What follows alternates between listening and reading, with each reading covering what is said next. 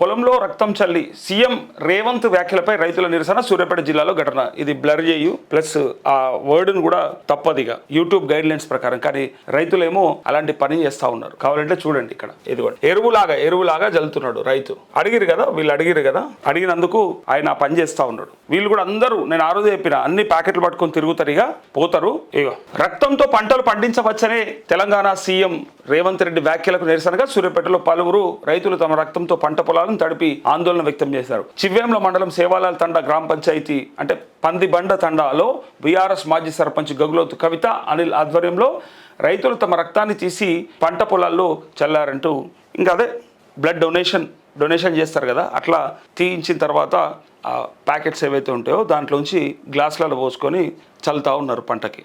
ఇంకో ఇది మనం కోరుకున్న తెలంగాణ. ఇది మన రేవంత్ రెడ్డి అంటే ఎక్స్పెక్ట్ చేసినటువంటి పని. ఇట్లాంటి పని జరగాలని చెప్పిండు. అందుకే వాళ్ళు చేసి చూపిస్తున్నారు.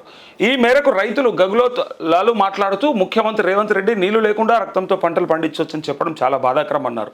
ఇప్పటికైనా తమ రక్తాన్ని ముఖ్యమంత్రికి ఇస్తామని, రక్తంతో పంటలు ఎలా పండించాలో తెలియజేయాలన్నారు. రేవంత్ రెడ్డి రైతులకు వెంటనే క్షమాపణ చెప్పాలని డిమాండ్ చేశారు. ఈ కార్యక్రమంలో గగులోతు వెంకన్న, గగులోతు మాన్సింగ్, భోడియా, మహిళా రైతులు వీరమ్మ, బుజ్జి, మసరు తదితరులు ఉన్నారంటూ ఆయన చల్లేది చూస్తే బాధ అనిపిస్తుంది. వాళ్ళు తీసుకుంది అది వాళ్ళదే, కానీ దాని చేత్తో తీసుకొని చల్లడం. ఇప్పుడు మామూలుగా సరే మేకదో కోడిదో అంటే మనం తింటుంటాం కాబట్టి దాన్ని ముట్టుకోవడం వేరే, కానీ డైరెక్ట్గా వాళ్ళ రక్తాన్ని గ్లాసులోకి తీసుకొని దాంట్లోంచి చల్లడం అంటే అది ఎట్లా తీసుకున్నారు ఏందో కూడా మనకు తెలియదు. బ్లడ్ బ్యాంక్ వెళ్ళి కూడా తెచ్చుకోవచ్చు, కానీ వాళ్ళు ప్యాకెట్ ఇవ్వరు. మరి వీళ్ళు ఎట్లా తీసారో నాకైతే అర్థం కాలే. లేదంటే ఇంజక్షన్ల ద్వారా లాగి ఉండవచ్చు, ఇంజక్షన్తో తీసి ఉండవచ్చు, తీసి గ్లాసులో నింపుకొని చేసి ఉండొచ్చు. అదే సిరంజితోని ఏంది చెప్పండి ఇలా పరిస్థితి. రాష్ట్రమంతా రైతులను ఇదే చేయమంటాడా చెప్పండి. రేవంత్ రెడ్డి కోరుకున్నాడు కదా, ఆయన కోరుకున్నటువంటి గొప్ప పని ఏదైనా ఉన్నది అంటే ఈ పని. వీళ్ళది చెప్పిండా ఎవరు ఈయన అన్నది వాళ్ళని కదా. ఎవరైతే ఓవర్ యాక్టింగ్ చేస్తూ ఉన్నారో, ఎవరైతే రైతులకి పంట పొలాలకి నీళ్ళు ఇస్తలేరని చెప్పి ముసలి కన్నీళ్ళు గారుస్తున్నారో, ఎవరైతే ఇలా పంపులు కన్నెపల్లి పంపోజులు మోటార్లు ఆన్ చేయండి అని చెప్పి అది కూలిపోయేలాగా ప్రోత్సహిస్తున్నారో వాళ్ళని అన్నాడు కదా అని కొంతమంది అనొచ్చు, కొంతమంది అట్లా కూడా అంటారు.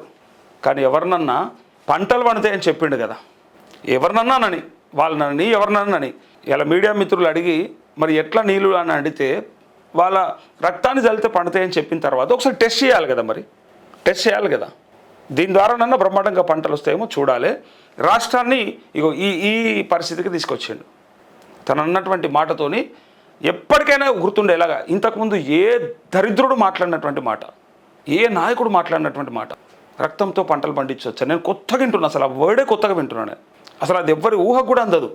మనం జనరల్గా ఎంత తిక్కలేసినా కూడా ఆ పదం వాడతామని నేనైతే అనుకోను. ఇంకా వేరే ఏమన్నా వాడుతుండొచ్చు, కానీ ఎక్కడన్నా నీళ్ళు లేవు ఏం చేయమంటామంటే కోసిని రక్తం భారీ రాబోయే అని అన్నారా? ఎప్పుడన్నా అన్నారా?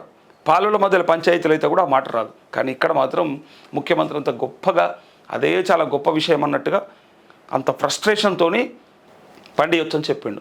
ఇప్పుడు పండకపోతే ఉంటుంది నీకు, ఇప్పుడు చల్లిండు కదా, నీళ్ళు అందియవు కదా, పంట పండియకపోతే ఉంటుంది, పంట రాకపోతే ఉంటుంది.